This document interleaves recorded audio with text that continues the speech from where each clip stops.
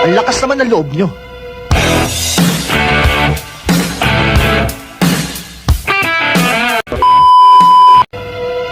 Ang lakas naman ng loob nyo. Mainit lang ang ulo ni Margalio. Dahil nabukulan natin siya ng malaking huli. Okay lang yun, Alexander. May bukas pa naman eh. Simula sa araw na to, may ilang bukas ka na lang. At sa pagtulog mo, hindi mo na makukuha managinip.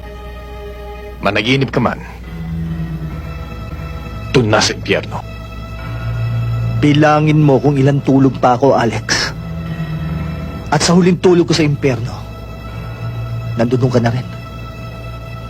Pero sasalubungin ka nga lang ni Satanas.